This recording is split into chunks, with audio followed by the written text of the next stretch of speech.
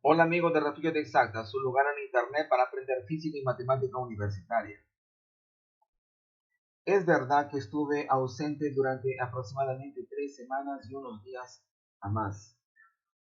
Sí, tuve que dar atención a algunos proyectos adicionales y creo que durante todo ese tiempo fue bueno. Estuve también pensando en unas ciertas modificaciones necesarias de este canal para el próximo año. Dios mediante, ustedes puedan encontrar en este canal a partir del próximo año eh, cambios que sean buenos para la comprensión, así como también los problemas que han de ser abordados computacionalmente sean de carácter original. Por lo menos esa es mi intención. ¿Okay? Dando secuencia al conjunto de contenido para esta materia sobre electromagnetismo, hoy debemos estudiar la ley de Coulomb. La ley de Coulomb a nivel universitario. ¿Qué podemos decir de esta ley? Bueno, primero para comenzar, el enfoque que daremos será el enfoque clásico. ¿Okay? El enfoque cuántico de esta ley está enmarcado dentro de la llamada electrodinámica cuántica. Y la electrodinámica cuántica, ella estudia los diversos aspectos cuánticos de una de las cuatro interacciones que son conocidas en la naturaleza, que se llama las interacciones electromagnéticas. Las interacciones electromagnéticas en general, así como las interacciones gravitacionales, son ese conjunto de dos interacciones conocidas como interacciones de largo alcance. Bueno, las interacciones gravitacionales, ellas aparecen, o las fuerzas gravitacionales aparecen cuando dos objetos tienen masa, ¿ok? La fuerza electromagnética, en ese caso, la fuerza de Coulomb, ellas aparecen cuando los dos objetos tienen carga eléctrica y ambos dependen como el inverso del cuadrado de la distancia entre los objetos, ¿ok? Aparte de esas dos interacciones, tenemos también la interacción débil y la interacción fuerte. Esos dos nombres ya son sugestivos porque definen que la interacción débil es la más débil de las cuatro que existen en la naturaleza. Y ella explica el por qué determinados materiales radioactivos, que en este caso el plutonio, uranio, cobalto, etcétera, decaen con el tiempo. Y en este caso, el cuarto o la cuarta interacción, la fuerza fuerte, es la más fuerte de todas las cuatro. Y esa es precisamente esta fuerza la que mantiene unida a los nucleones, en este caso protón y neutrón, dentro del núcleo atómico. ¿Okay? Entonces son estas cuatro que tenemos, estos cuatro tipos de interacciones que tenemos en la naturaleza. Ahora, entrando ya en el contenido de este asunto, lo que voy a considerar será lo que es más natural de poder observar en la naturaleza. Digo natural en el sentido del día a día. En este caso es más fácil percibir objetos cargados extendidos. ¿Ok? Objetos con una cierta geometría y con carga distribuida por toda su extensión. Objetos extendidos con carga. Entonces, siendo así, aquí yo tengo dos objetos extendidos con carga. Para poder estudiar la ley de Coulomb, en este caso, entre esos dos objetos cargados, yo tengo que destacar dos elementos diferenciales de carga. En este caso, diferencial de Q1 y en ese segundo, diferencial de Q2. Como hemos mencionado ya a lo largo del conjunto de clases sobre electromagnetismo, el concepto de diferencial en el cálculo es el concepto que más se aproxima de punto en la física, ¿ok? El concepto de diferencial.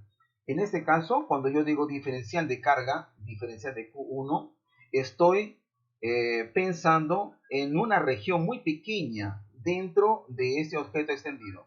Ciertamente puede ser un elemento de longitud, puede ser un elemento de superficie o un elemento de volumen.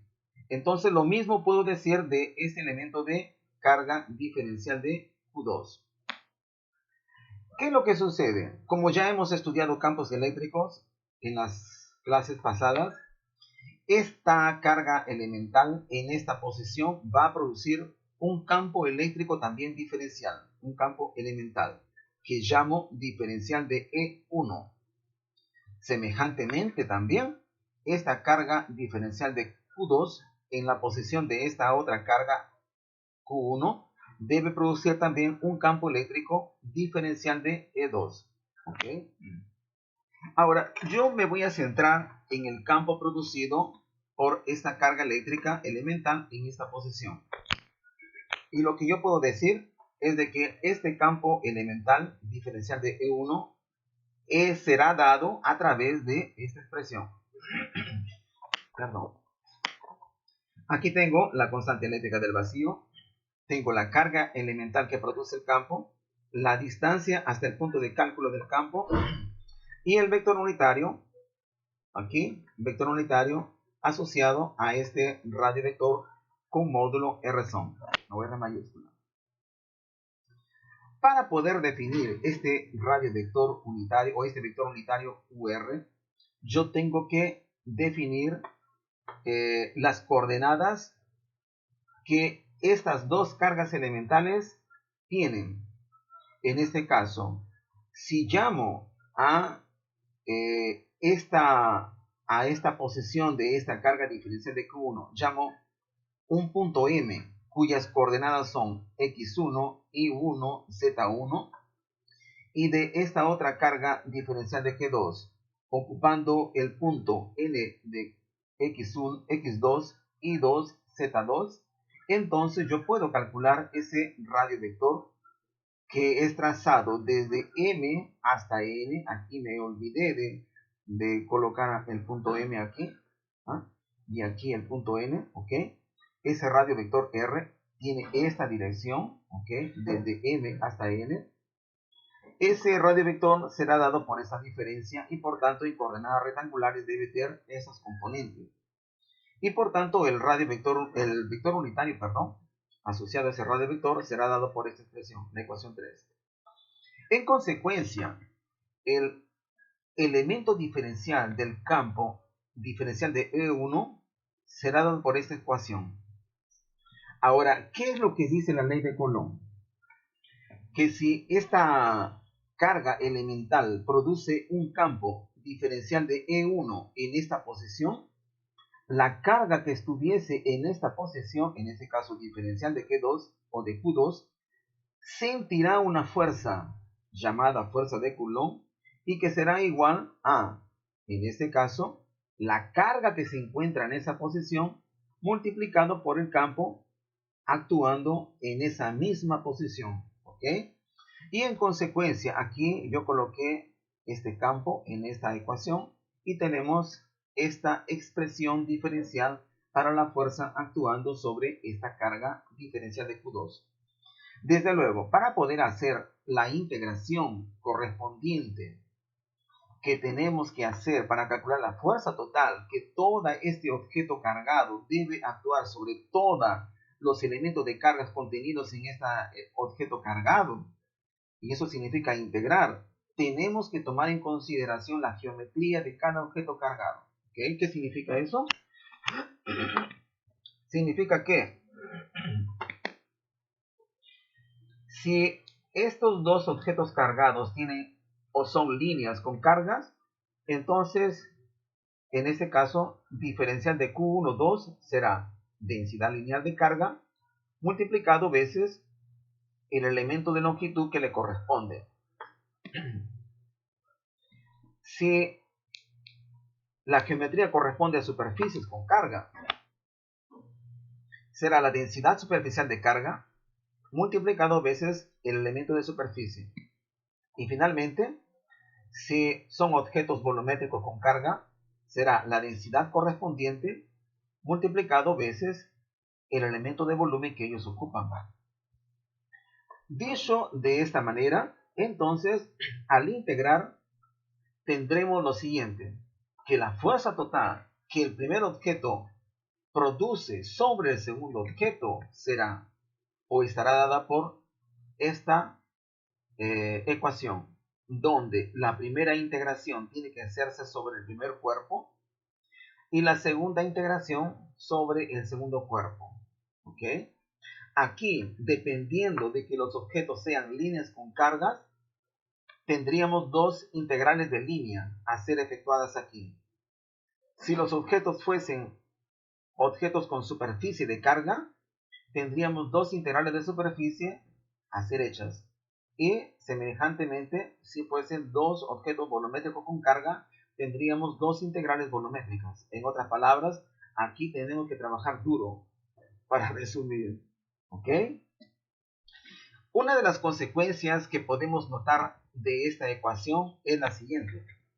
Si estos elementos de carga, diferencial de Q1 y de Q2, tienen signos iguales, entonces esta fuerza total, actuando sobre el segundo objeto, tiene la misma dirección que este radiovector. Ahora, ¿cómo se interpreta eso? Se interpreta como una repulsión. ¿Por qué se interpreta como una repulsión? Porque lo mismo ha de ser dicho de la fuerza que el segundo objeto debe producir sobre el primero. Recordando, si estos dos tienen eh, tienen el mismo signo de carga, entonces por la ley de acción y de reacción, la fuerza que este segundo debe producir sobre el primero debe ser en la dirección contraria. ¿Ok? Entonces tendremos ahí una repulsión. Ahora, si estas dos cargas tienen signos diferentes, entonces tendremos lo contrario, tendremos una atracción. La otra consecuencia interesante es de que si esos dos objetos son cargas puntuales, entonces esta primera integración, aquí voy a llamar dq1 sobre el primer cuerpo, lo puedo llamar q mayúscula 1, y la segunda integración lo llamo q2, ¿ok? Obtenemos la fuerza de Coulomb para dos cargas puntuales muy conocidas ya desde el nivel de la escuela incluso, ¿ok? Entonces, muy bien, ahora vamos a ver una aplicación. En este caso, me interesa estudiar la fuerza de Coulomb debido a un lazo periforme sobre una carga. La formulación del problema dice lo siguiente. Un lazo periforme con una densidad lineal lambda constante y descrito por estas ecuaciones paramétricas se encuentra fijo en el plano XY. Ítem A, encuentra la fuerza de Coulomb que este lazo periforme ejerce sobre una carga puntual de masa m y carga Q mayor que 0, localizada en un punto del espacio P de X, Y, Z, en un punto cualquiera del espacio. Y en el ítem B nos piden estudiar el movimiento de una carga puntual o de esta carga puntual y nos piden asumir estos valores numéricos que me definen el lazo periforme. Bueno, primero tenemos un objeto extendido, que en este caso es el lazo periforme, y el segundo es una carga puntual. En este caso, como me piden, en este caso, estudiar la fuerza de Coulomb sobre la carga puntual, yo tendría que calcular el campo eléctrico del lazo periforme en cualquier punto. Este cálculo ya fue hecho en el video número 4 en nuestro canal. Ustedes pueden revisar el canal y el nombre del video es electrostática de un lazo periforme. Ustedes pueden encontrar el cálculo ahí en ese video. ¿Ok? De modo que simplemente voy a citar la expresión para el campo eléctrico en cualquier punto del espacio, que será dada por esta ecuación.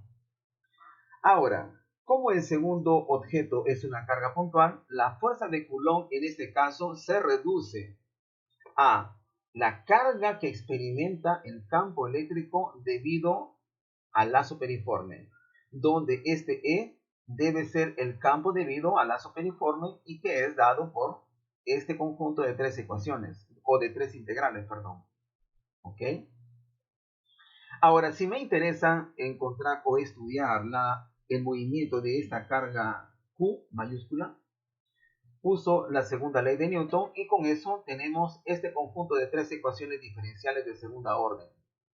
Desde luego, mirando a estas ecuaciones diferenciales de segunda orden, realmente son temerarias, ¿ok? Como ustedes pueden ver, conjunto de tres ecuaciones diferenciales de segunda orden no lineares fuertemente acopladas.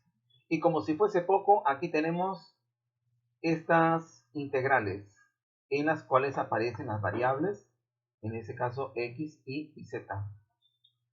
Bueno, no da para resolver analíticamente exacto estas ecuaciones diferenciales no lineares y acopladas, y por eso tenemos que hacer un análisis numérico, un cálculo numérico de este conjunto de tres ecuaciones.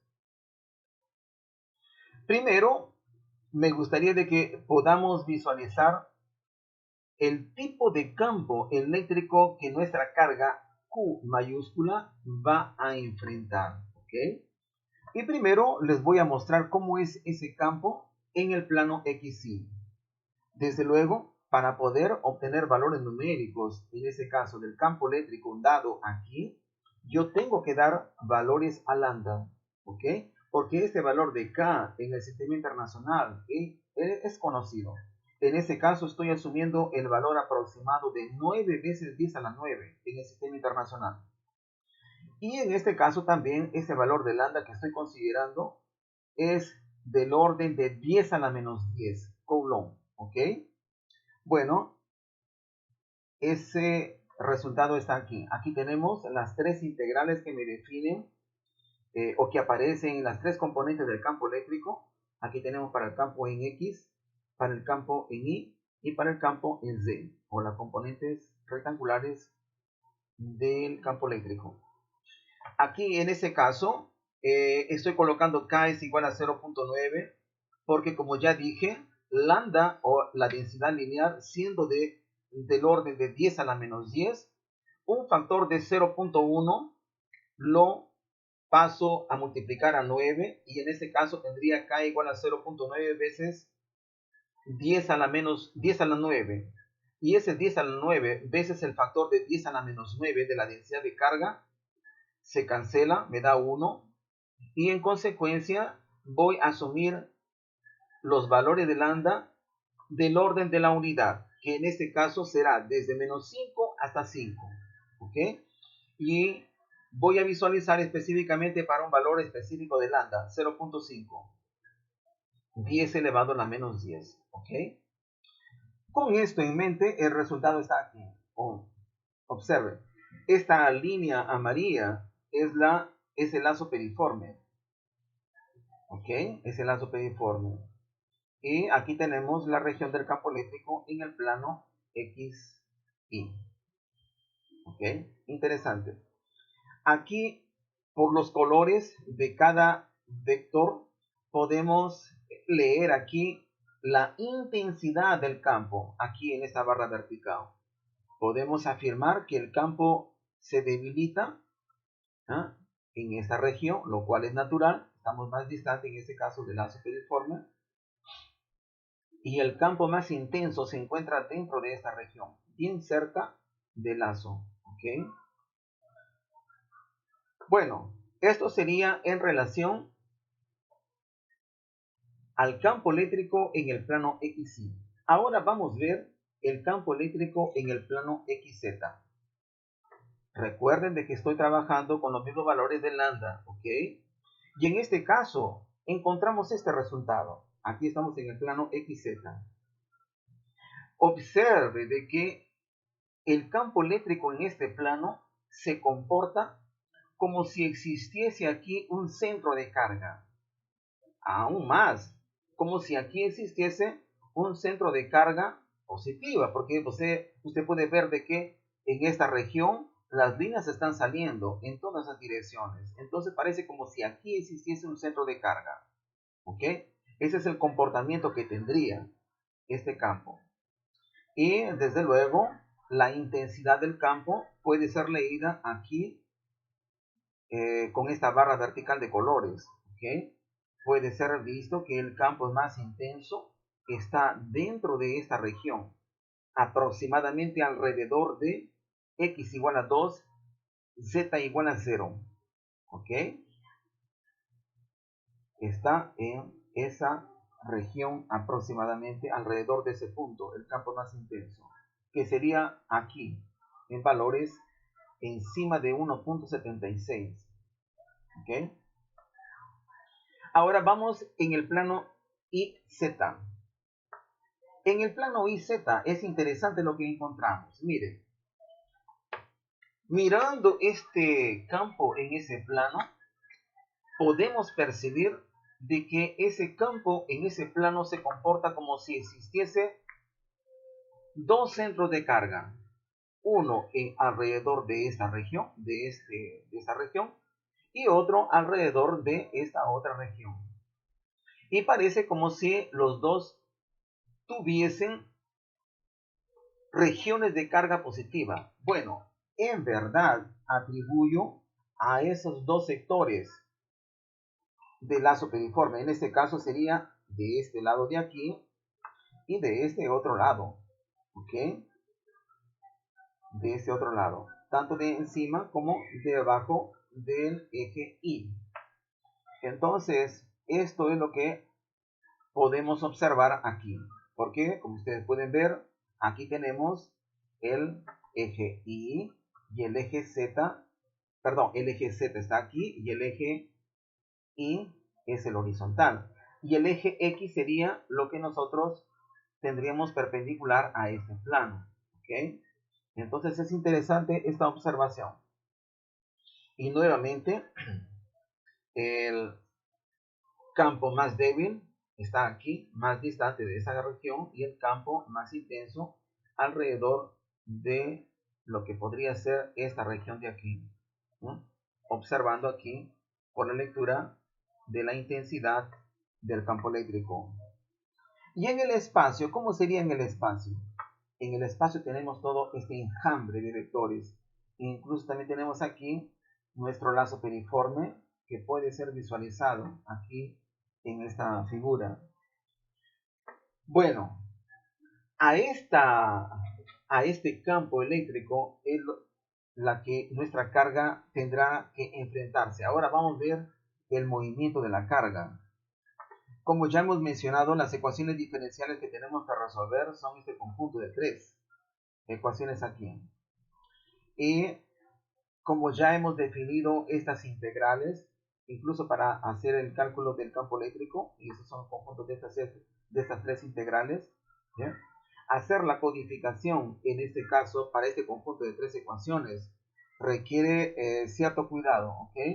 Y finalmente conseguir adaptar un código que incluso se encuentra en el Wolfram, en los proyectos de física, en ese caso de Wolfram, encontré un código y conseguí adaptar ese conjunto de tres ecuaciones. Ese código es debido a Michael Trott, justamente que él es el científico jefe de la Wolfram, y él había hecho un problema parecido, en ese caso de un anillo con carga y una carga puntual moviéndose en el campo debido al anillo. En ese caso, nuestro problema es ligeramente diferente, es el lazo uniforme.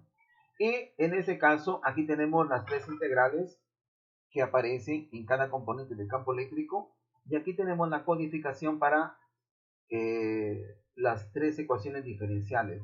Esas tres ecuaciones diferenciales están aquí. Aquí tenemos las segundas derivadas y aquí tenemos las tres integrales que aparecen en las tres componentes del campo eléctrico. ¿Ok? Aquí tenemos instrucciones referentes a las condiciones iniciales, posición inicial, velocidad inicial. Aquí tenemos el tiempo de ejecución, en este caso de movimiento. Aquí tenemos instrucción correspondiente al cálculo numérico, número máximo de pasos. Y también aquí tenemos algunas instrucciones adicionales en cuanto a visualización. Aquí tenemos la instrucción correspondiente al lazo periforme. Aquí tenemos en relación al movimiento de la carga, en este caso la trayectoria que yo quiero observar. Y aquí otras instrucciones adicionales en relación al espacio de fase. En este caso, cómo es que la velocidad en X se corresponde con la posición en X, la velocidad en Y en relación con la posición en Y, y la velocidad en Z en relación a la posición Z. Todas esas informaciones están dentro de este código y el resultado es esto.